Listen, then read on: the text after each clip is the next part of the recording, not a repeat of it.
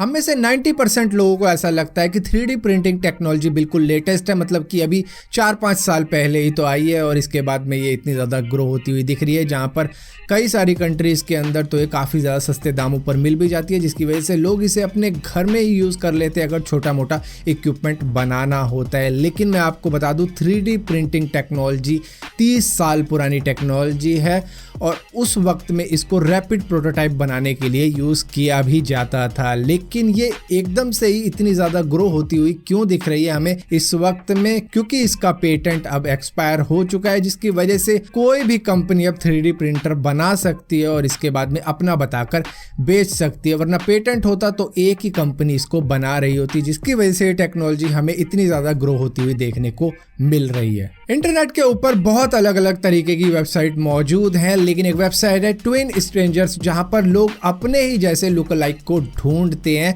जहां पर होता ही है कि आप अपनी फोटो अपलोड करते हो तो आपके फेशियल फीचर्स को ये रिकॉग्नाइज करता है और इसका आर्टिफिशियल इंटेलिजेंस आपके ही जैसे फेशियल फीचर वाले बंदे को ढूंढ के दिखा देता है कि ये शायद आपका ही लुक लाइक है। एलॉन मस्क के और नासा के मार्स मिशन के बारे में तो आपको मालूम ही होगा, जहां पर एलॉन मस्क ने एक पूरा मिशन तैयार कर रखा है जो कि शायद 2024 के वक्त में हो सकता है या फिर नहीं हो सकता, पक्का नहीं है, लेकिन ये इंसानों को वहां पर भेजने वाले हैं जो कि 1 वे ट्रिप होगी, जहां पर इंसान सदा के लिए वहीं पर रहेंगे। लेकिन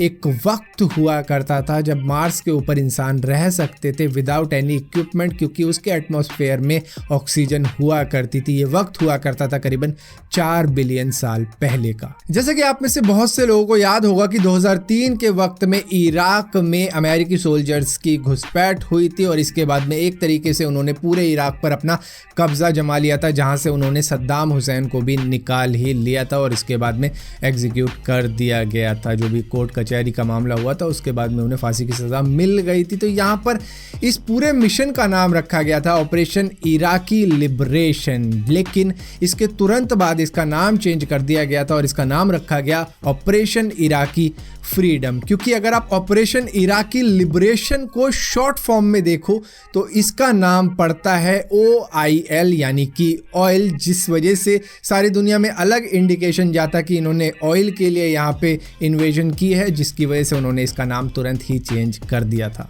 आपको मालूम है एक बिल्ली थी जिसका नाम सैम था, जो ब्रिटिश ने रखा था और इसी के साथ साथ इसको अनसिंकेबल सैम के नाम से भी जाना जाने लग गया था, क्योंकि ये 3 वॉरशिप में होने के बावजूद भी उनके डूबने के बाद भी बच गई थी। जहां पर 2 ब्रिटिश की वॉरशिप थी, 1 जर्मन्स की वॉरशिप थी और इसी के साथ साथ जब जर्मन्स ने इसे पाला था तो इसका नाम ऑस्कर रखा गया था। तो यहाँ पर ये 2 ब्रिटिश की वॉरशिप डूबने के बावजूद भी उसमें से बच गई थी और इसी के साथ साथ 1 जर्मन्स की वॉरशिप डूबने के बाद भी बच गई थी। दरअसल जब भी ऐसी घटना हुई थी ये किसी न किसी फ्लोटिंग चीज पर बैठी हुई मिली थी, जिसके बाद में इसको रेस्क्यू कर लिया गया था। गाइस, इस दुनिया के अंदर पैसा हम सभी को चाहिए, लेकिन जब पैसा आता है तो कई सारी मुश्किलें भी सामने आ जाती हैं। दरअसल अलबामा की एक वेट्रेस थी जो कि होटल में काम किया करती थी, उनको टिप के तौर पर किसी ने लॉटरी का टिकट ही दे दिया था, जिसके बाद में वो लॉटरी का टिकट उनका लग भी गया, जो कि $10 मिलियन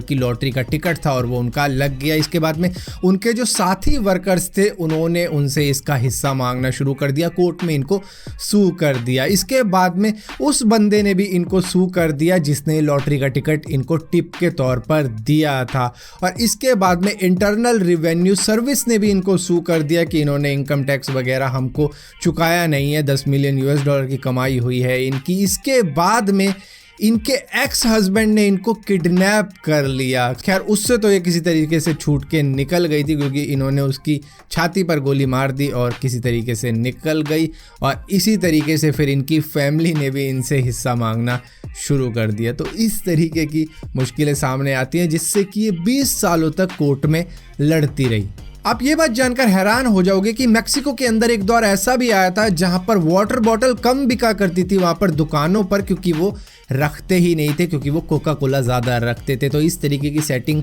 मैक्सिको के अंदर कोका कोला ने अपनी कर रखी थी कि दुकानों पर कोका कोला ज़्यादा रहेगी, जिसकी वजह से लोग कोका कोला ही पीना शुरू कर गए थे। मतलब प्यास लगी तो सीधा कोका कोला खरीदी और कोका कोला पीते हुए निकल गए कहीं ना कहीं जहाँ पे भी वो जा रहे हैं। जिसकी वजह से हुआ ये कि 2013 से लेकर 2016 तक एक डायबिटीज़ का एपिडेमिक आया, जहाँ पर 30% ज़्यादा लोगों को डायबिटीज़ होने लग गई थी। तो यहाँ पर सिचुएशन ये आ गई कि नंबर 1 पे हार्ट डिजीज़ था और दूसरे नंबर पे डायबिटीज़ था। जैसा कि आपको मालूम होगा, नॉर्वे एक ठंडा देश है और वहाँ पर एक जगह है लॉन्गयरबाइन, जहाँ पर 70 सालों से एक कब्रिस्तान को बंद करके रखा गया है, क्योंकि 1917 के वक्त में एक एपिडेमिक आया था जो कि इन्फ्लुएंजा वायरस की वजह से फैला था, जिसकी वजह से कई लोगों की जान गई थी और इस कब्रिस्तान के अंदर उनकी बॉडीज दफनाई गई थी। और यहाँ पर ये बॉडी अभी भी प्रिजर्व्ड हालत में होंगी, क्योंकि जैसे कि मैंने आपको बताया वहाँ पर एक्सट्रीम टेम्परेचर रहता है, माइनस में रहता है,